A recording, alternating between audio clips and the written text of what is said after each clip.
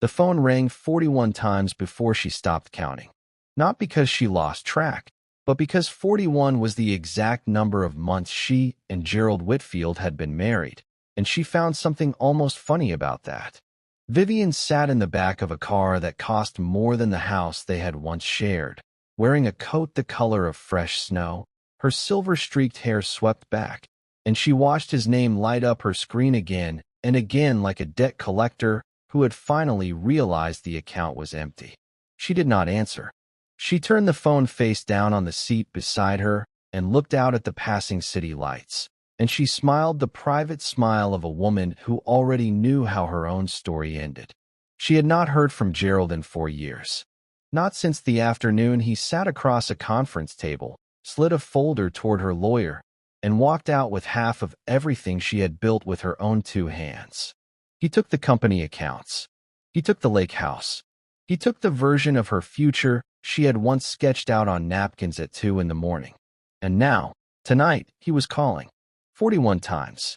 Because 6 hours ago, Vivian Whitfield, who had quietly reclaimed her mother's name and become Vivian Cross again, had walked onto a national stage in front of 800 people, and the whole industry had watched her do it. Gerald had watched too, from a folding chair near the back of that room, holding a drink he never finished. He knew, right then, that he had made the single most expensive mistake of his life. But to understand why a man calls a woman 41 times in one night, you have to go back to the beginning. Back to a young woman with a notebook full of ideas, a husband with an easy smile, and the slow, quiet way a person can be robbed by someone who is sleeping right beside them. That is where this story truly starts, and I promise you the ending is worth every minute. Because I genuinely care about this community, before we dive deeper, let us know in the comments where you're watching from. We'd love to hear from. We'd love to know the city you currently watching from, and don't forget to hit that subscribe button so you never miss any of our upcoming videos. Vivian and Gerald met when they were both 25 years old. She was fresh out of graduate school with a degree in marketing and a worn leather notebook that she carried everywhere she went. It was the kind of notebook where every other page had a phrase circled twice or an arrow drawn between 2 ideas that only she understood. She was quiet in the way that observant people are quiet, always listening, always taking the room in before she spoke.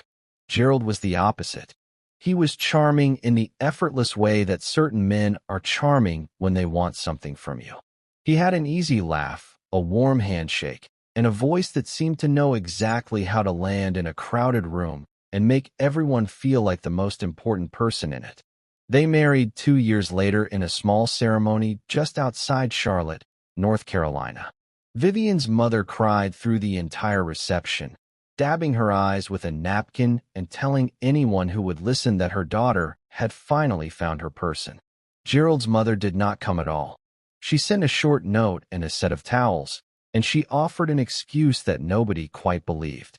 Vivian noticed the empty chair where her mother-in-law should have been, and something small and quiet tightened in her chest for just a moment. She told herself it did not mean anything. She told herself that families were complicated and that she should not read too much into one absence.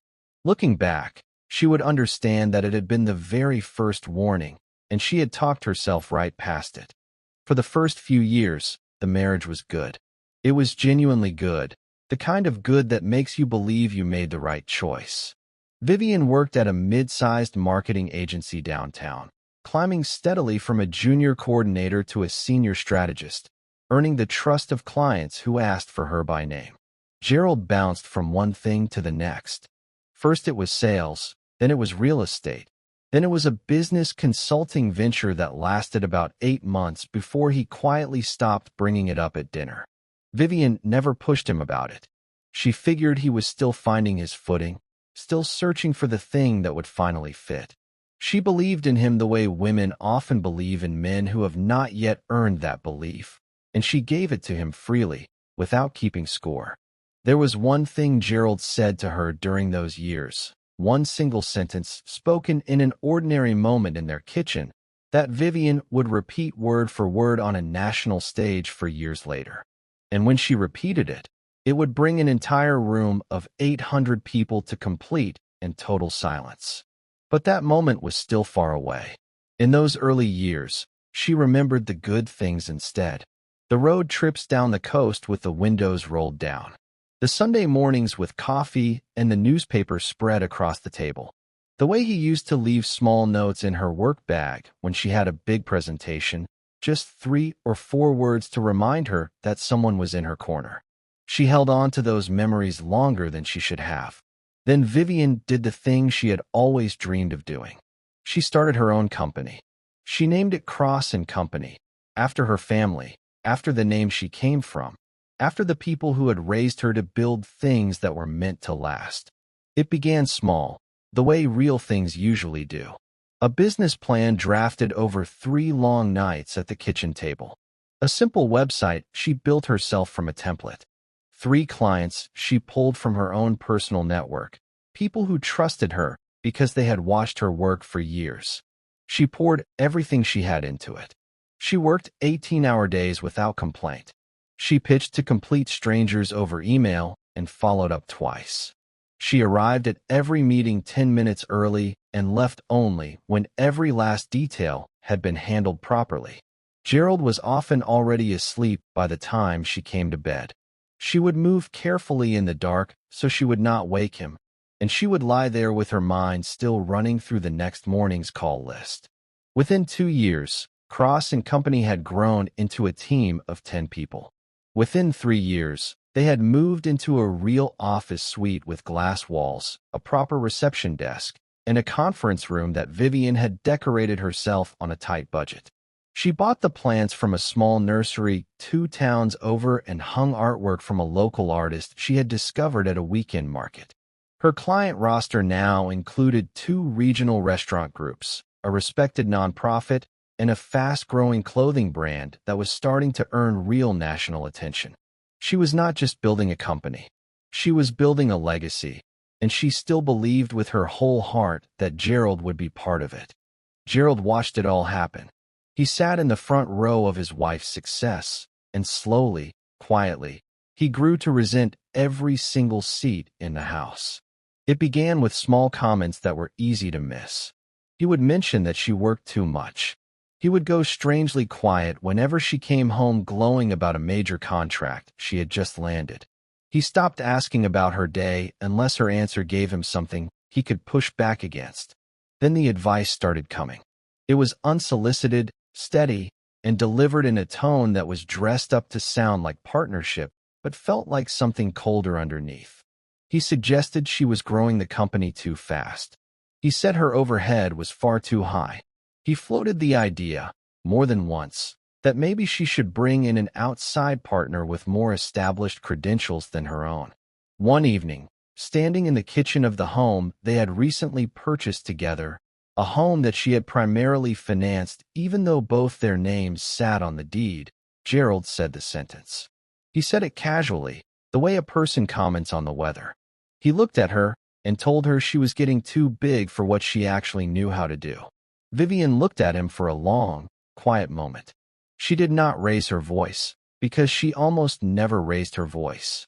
She simply poured herself a glass of water, walked down the hall to her home office, and gently closed the door behind her. She sat at her desk, opened her laptop, and went back to work, because that was what she did when she did not have the words and did not trust herself to speak. She should have understood then exactly what she was dealing with. The divorce papers arrived on a Tuesday morning, not after a screaming match, not after some dramatic explosion where everything finally broke open in a single terrible night. They arrived quietly, served to her at her own office, in front of 2 of her employees, by a process server who looked genuinely sorry about the whole thing. Vivian held the folder in her hands and felt the floor tilt underneath her. And then she learned the part that truly took the air from her lungs. Gerald had hired an attorney a full 6 months before he ever said the word divorce to her face. 6 months of planning. 6 months of preparation. While she had been building, he had been quietly strategizing. While she had been working until midnight, he had been meeting with a lawyer known across the region for exactly one thing. high-conflict cases where one person walks away with far more than they deserve. And here was the cruelest detail of all. Somewhere in the middle of their marriage, Gerald had gently persuaded Vivian to add his name to several of the company's financial accounts. He had told her it would make their taxes cleaner and simpler. He had told her it was just good sense for a married couple. And she had trusted him, because he was her husband, because that is what you do when you love someone, because she had no reason yet to understand what that trust was going to cost her. That single act of trust became the weapon he would use against her. The very generosity that made her a good wife was about to be turned into the evidence that she owed him half of everything she had made with her own hands. What followed was 18 months of legal proceedings that hollowed Vivian out in ways she still does not fully talk about, even now. Gerald's attorney argued that Gerald had contributed meaningfully to the growth of Cross and Company through his ongoing counsel, his support, and his involvement in key decisions. To prove it, they presented emails as evidence. They were emails Vivian had sent to Gerald over the years, messages asking for his thoughts on a situation or his read on a difficult client. They were the ordinary messages a wife sends a husband when she is simply trying to include him in her life, trying to make him feel connected to the thing that mattered most to her. In that courtroom, under those fluorescent lights, those tender little emails were reframed as proof of his business involvement. Her warmth was recast as his contribution. The judge was not entirely convinced, but he was moved just enough. In the final settlement, Gerald received a substantial financial payout drawn directly from the company's assets. He received the lake house. He received 2 of the joint investment accounts. He walked out of that courthouse with more than enough to build a comfortable and peaceful life, if he had possessed even a little discipline about how to handle it. Vivian walked out with the company's name, a stripped-down client list, a mountain of debt that would take years to repay, and the very particular devastation of a woman who has just watched a legal system help a man she once loved dismantle the thing she built. She stood on those cold courthouse steps, and for one long moment, she genuinely did not know if she had anything left inside her to keep going. Her best friend, Tamara, stood beside her on those steps, one hand resting gently on her arm, saying nothing at all. Tamara understood that there was nothing useful anyone could say in a moment like this one. A stranger walked past them carrying groceries, earbuds in, completely unaware that the woman she had just brushed shoulders with had watched a judge sign away a piece of her life only an hour before. The city simply went on with itself, indifferent, the way cities always do. Neither woman spoke for almost a full minute. Finally, Tamara asked the only question that mattered. She asked Vivian what she was going to do now. And Vivian looked out at the traffic moving in both directions, and she thought about her mother stretching a single paycheck across 3 weeks with impossible grace. She thought about the copy shop where she had worked 6-hour shifts during graduate school, standing on her feet until they ached, going home smelling like toner, and waking the next morning to do it all again. She thought about the very first client she had ever signed for Cross and Company, a restaurant owner named Diane who had shaken her hand and said, "You feel like someone who will figure it out." Vivian had held on to that sentence like a lifeline ever since. She turned to Tamara, and in a voice that was quiet but did not shake, she said 4 words. "I will build it back. But this time," she added, "nobody's name is on anything but mine." And she meant every single word. She drove herself home alone, gave herself one evening to feel all of it, and then she opened her laptop and began making a list. The first year after the divorce was the hardest thing Vivian had ever survived, and she had survived difficult things before. She moved into a small apartment on the quieter side of town, one with a kitchen that caught the good morning light and a spare bedroom she immediately turned into an office. Tamara helped her pack and unpack. Her mother flew in and stayed for 2 full weeks and never once said Gerald's name, which was quite possibly the greatest gift anyone gave her that entire year. And then Vivian went to work rebuilding from nothing. She called every contact she still had. She wrote emails that took twice as long as they should have because she was writing them while exhausted and grieving, but she sent them anyway. She showed up to networking events and industry panels and coffee meetings with people she barely knew, because showing up was the only plan she truly believed in.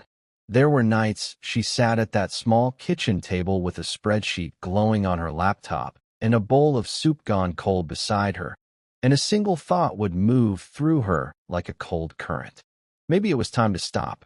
Maybe she should close the company for good, go back to working for someone else, and let another person carry all the risk for a change. Those thoughts came often in those months. And every single time, she would sit with the thought for a moment, let herself feel the weight of it honestly, and then she would close the laptop and go to bed. And in the morning she would get up and start again, because that was the one thing she had always known how to do. She did not know it yet, but she was being forged into something that could not be broken the same way twice. By the end of the second year, something had happened that Vivian had not fully expected. She had not merely recovered. She had evolved into a sharper, steadier, far harder to wound version of the woman who had existed before the divorce. The new Cross and Company was leaner, smarter, and completely under her own ownership. She had also made a brilliant strategic decision, though she would have described it simply as following what made sense. She pivoted the company toward crisis communication and brand reputation, a demanding niche that required exactly the kind of composure under sustained pressure that 18 months of legal warfare had built into her like steel rebar poured into concrete. She had been forged for this precise work by the very thing that had tried its hardest to destroy her, and now she was going to make a career out of it. She was good at it. She was far better than good. Her clients began to shift toward executives, business owners, and mid-sized companies that needed a calm, level head when everything around them was falling apart. She had a rare gift for walking into a room where everything was on fire and speaking so calmly that people stopped being afraid and started being strategic again. Most people cannot manufacture that quality no matter how hard they try. Vivian had earned it the hard way. Her reputation began moving through professional circles in ways she had never engineered. One client referred her to a colleague. That colleague referred her to someone in another city. Within 8 months of the pivot, she had active clients in 4 different cities. Tamara, who had joined the company as operations director, looked across their new office one afternoon and told her she was simply unstoppable now. The television opportunity arrived through a contact Vivian had met at a business conference. A producer for a nationally syndicated program was searching for a communication expert to appear in a recurring segment on corporate reputation. Someone had passed along Vivian's name with a strong recommendation. There was a first call, then a second, then a recorded audition, and then a contract landed in her inbox on a Wednesday morning. The segment aired on a Thursday evening. Vivian sat at the studio desk in a deep burgundy blazer, across from a host who did not ask soft questions, and she spoke for 12 minutes about how brands survive their worst moments. She was precise. She was quotable. She was exactly the kind of expert who makes other experts wish they were half as clear. By Friday morning, 3 new clients had reached out, along with a speaker's agency and a national journalist. And somewhere across town, Gerald Whitfield sat on his couch in front of his own television and watched his ex-wife, the woman he had taken a settlement from 4 years earlier, being introduced to a national audience as Vivian Cross, founder and chief executive of the most respected crisis communication firm in the region. He sat perfectly still for a moment. Then he grabbed his phone. He called her once. It went to voicemail. He called again, and again. He left a smooth message first, telling her he was proud of her. Then a second one, mentioning he had business contacts that could help. Then a third that dropped the performance and simply asked to clear the air. Then a fourth that finally showed his hand, where he used the word equity and suggested the settlement had not fairly valued the company. By the end of that night, Vivian's screen showed 41 missed calls, and she had answered none of them. 6 weeks later came the Business Leadership Summit, the the kind of gathering where the room is full of people who run things. Vivian was the opening keynote speaker. She wore a midnight blue suit she had bought for exactly this kind of occasion, and she stood at the podium without a single note, because she had lived every word she was about to say. She spoke for 45 minutes about loss, about rebuilding, and about what it means to protect something you have created from people who confuse being near your fire with owning its warmth. And in the third row, between an event sponsor and a city official, sat Gerald. He had not known she would be there. He had come to rebuild his own fading reputation, and instead he found himself watching the woman he had discarded command a room of 800 people. Then Vivian said it. The sentence he had spoken in their kitchen all those years ago, the words too big for what you actually know how to do. She repeated them word for word from that stage, and then she told the room what she had learned in the years since. The room fell into complete silence, and Gerald felt every eye that was not on him understanding exactly who that sentence had come from. Afterward, he pushed through the crowd to reach her. He told her she had been extraordinary. He said he did not want things between them to stay so distant, so closed off. And Vivian, at the same calm temperature she had held all evening, told him that nothing had shifted. Not the settlement, not the history, not her answer. She told him that chapter was finished and the page was already turned. Then she offered her hand, shook his once, and walked back toward the people who had been waiting for her, and she did not look back. Vivian drove herself home that night. She did not call Tamara right away, because she did not need to process anything out loud. She parked in the garage of the condo she had purchased 14 months earlier, a home with not a single name on the mortgage except her own, and she sat in the quiet of the car for a few minutes. She was not sad. She was not loudly triumphant. She was simply still, the way you become still when you have been running for a very long time, and you finally understand that you have already won. She thought about the 25-year-old with the leather notebook who had believed she had found her person. She let herself remember the good moments alongside the bad, and the fact that she could do that now without flinching told her exactly how far she had come. Here is the truth this story keeps quietly telling. What Gerald took from Vivian was real, and we should never pretend otherwise. But there was an entire category of things he could never touch. He could not take her discipline, which she had built long before she ever met him. He could not take her reputation, her knowledge, or the trust she had earned from every client who watched her stay calm when the ground was shaking. Those things live inside a person, and they are not transferable in any settlement. The 41 calls were never love. They were the sound a man makes when regret finally arrives all at once and far too late. So build your life in your own name. Protect what you create. And when the calls come flooding in from someone who only reached out after the world confirmed your worth, let them ring. Let the silence be your answer. And then, quietly and without apology, go back to work.